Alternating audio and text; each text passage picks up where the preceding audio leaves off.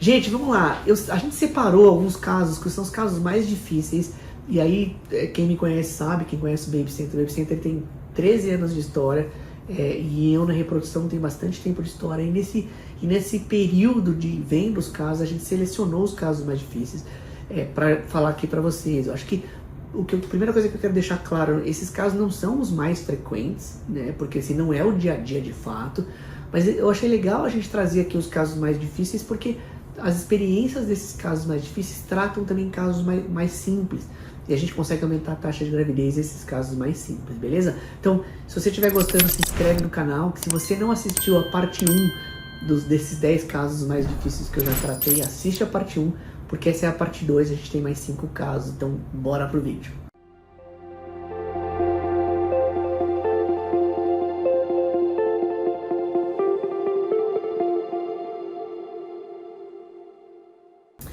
Legal, pessoal, vamos lá. A primeira caso que eu separei aqui é de istimocele. A istimocele é um caso... Essa paciente tinha uma istimocele grande e ela já tinha ido em outros médicos ali que não tinham feito o diagnóstico.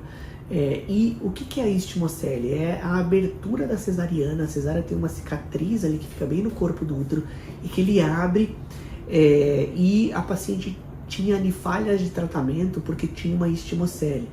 E às vezes é muito difícil de fazer o diagnóstico, porque se a paciente não tiver sintoma, você não consegue saber, se você não faz um bom ultrassom, se você não mapeia. E muitas vezes assim, a gente vê a istimocele, mas não relaciona ela com a infertilidade. Então esse caso foi legal porque que eu quis trazer aqui. Apesar de ser um diagnóstico que não é tão complicado, o paciente tinha feito inúmeros tratamentos e tinha uma istimocele. Agora, qual que é o ponto mais crucial? Quando você trata a istimocele do ponto de vista cirúrgico, quando você resseca ali e fecha o útero, você precisa esperar para a paciente engravidar. Então, muitas vezes você fica ali entre a cruz e a espada, que a gente fala, para você, se você operar a paciente realmente tem que esperar para engravidar. E existe uma cirurgia que a gente faz por histeroscopia, né, por dentro do útero ali para tentar diminuir ali, aplainar, que a gente fala, a istimocele, mas algumas vezes não resolve. Beleza? Então, a istimocele é um caso que muitas pessoas não fazem o diagnóstico, que eu acho que tem que estar nessa lista. Legal, o segundo caso é um caso comum, mas é um caso muito recente. Como a gente estava separando essa lista aqui, a gente operou mais de 40 miomas numa paciente. Mioma é uma doença muito comum, mas algumas vezes ela pode multiplicar tantas vezes que deixa realmente o útero sem função nenhuma. O útero às vezes perde totalmente a função porque tem muitos miomas. Então a gente sempre fica com todo o cuidado do mundo. E essa paciente, por exemplo, a gente operou tanto mioma nela que tinha muita cicatriz ali no útero. Esse eu achei um caso bem interessante, porque inclusive essa paciente teve que operar mioma antes de fazer o tratamento de reprodução, porque a gente não conseguia nem enxergar ali o ovário dela, né? Ela tinha miomas ali de 4 a 5 centímetros, só que ela tinha muitos. O útero dela, por exemplo, passava do umbigo, é um útero bem grande, com mioma, e a gente acabou fazendo a cirurgia para essa paciente engravidar. Então esse caso ficou muito fresco aqui na nossa memória. A gente quis trazer esse caso com múltiplos miomas.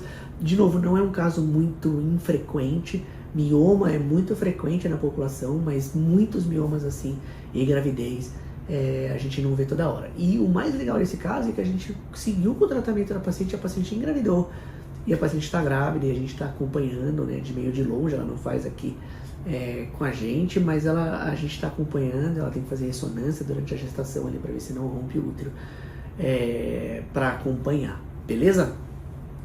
Legal, o terceiro caso que eu separei aqui é as pacientes que sofrem do ponto de vista psicológico, mas uma paciente específica sofre muito mesmo, e a gente, toda vez que ela faz um tratamento, ela realmente assim, impacta muito, assim, que eu acho que todas as pacientes têm ali um impacto psicológico. Mas nesse caso, a paciente realmente entra numa depressão muito profunda ali, que às vezes demora 8, 10, 1 ano para a paciente sair desse processo para conseguir fazer o tratamento de novo.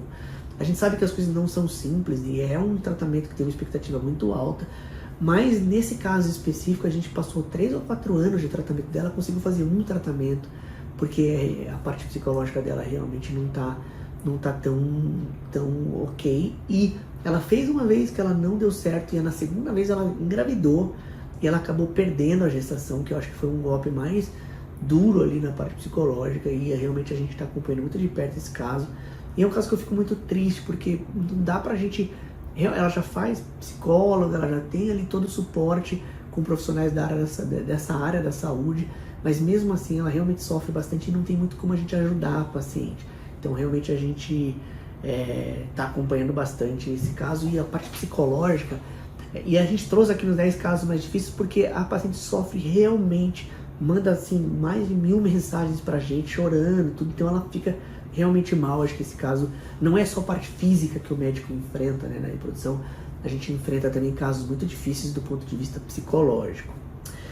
Legal, pessoal, quarto caso de hoje, de casos mais difíceis que a gente separou, são separações. Eu tive um caso onde a paciente, no meio do tratamento da fertilização, uma paciente que já não era mais jovem, tinha ali seus 36, 37 anos, ela se separou do parceiro dela ali durante o tratamento de reprodução humana. Eu, inclusive, escutei alguns outros casos que eu posso até falar, que às vezes a nenenzinha acabou de nascer. Um caso recente que eu fiquei sabendo, até com os advogados da reprodução humana, a paciente fez o tratamento, mas ela precisou de óvulo doado e ela precisou de útero substituição. E neste caso, o útero de substituição era do marido, era a prima do marido. E quando nasceu o nenenzinho ali, a mãe já tinha separado do marido, acabou separando no comecinho. E ela não queria assumir a maternidade, porque ela falou que era óvulo doado, era o útero ali da prima do marido, e ela não tinha relação com a criança. Então é muito complicado, essas coisas podem ficar muito complicadas. Nesse caso foi um final feliz, o caso que eu tive aqui, porque a paciente acabou congelando o óvulo e isso já ajudou ela. Então ela veio aqui chorando, e eu falei, olha, vamos em frente, vamos congelar os óvulos, porque assim que você quiser engravidar lá na frente, quando você tiver um novo parceiro, ou se você quiser ser mãe solo, você já tem os óvulos congelados, a gente segue em frente. E aí no final do tratamento ela me agradeceu bastante, falou isso, queria te agradecer, porque apesar de toda a tempestade que eu ainda tô passando, que era muito recente, eu consegui congelar meus óvulos e foi realmente bem importante para mim. Beleza! Último caso de hoje, pessoal, é um caso bem emblemático, eu falo várias vezes aqui no consultório para as pacientes que têm falha de tratamento. Era uma paciente que ela não respondia tão bem aos remédios e ela precisou fazer, se eu não me engano, 4 ou 5 estímulos ovarianos, ela precisou repetir o estímulo ovariano ali, financeiramente não é tão simples, para formar 2 embriõezinhos, 2 blastocistos, e a gente transferiu os embriões para ela, ela não engravidou. E aí depois, assim, como ela respondia muito mal, ela decidiu fazer óvulo doado. E aí ela teve acho que 6 ou 7 embriões de óvulo doado, formou os embriõezinhos dela ali com o sêmen do parceiro e ela queria fazer biópsia de embrião. E a doadora era muito jovem. E a gente falou assim, olha, não precisa fazer biópsia, você não tem indicação, os óvulos são muito jovens, seu marido também é cariótipo normal, tá tudo, você não tem indicação de fazer biópsia, mas mesmo assim ela quis. E dos 7 embriões que ela biopsiou, 5 eram alterados. Então é um caso que me chamou muito a atenção, não é o comum, estatisticamente falando não é o comum, mas nesse caso ela ia ter que transferir algumas vezes para o útero o embrião e muitas vezes poderia não engravidar. Em casos muito difíceis de falha de repetição, a gente pensa em pacientes jovens fazer a biópsia de embrião, porque realmente muitas vezes traz uma resposta ali, ela não aumenta a taxa de gravidez, mas traz uma resposta porque a paciente às vezes não está engravidando. Beleza, pessoal? Claro que assim é bem superficial esses casos, é só para lembrar vocês que existem esses casos.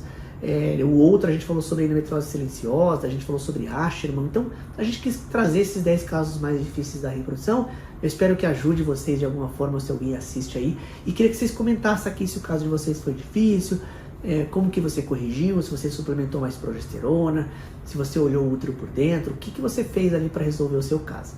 Beleza? Boa sorte aí para quem está tentando engravidar, conta com a gente, um abração, vejo vocês nos próximos vídeos, valeu!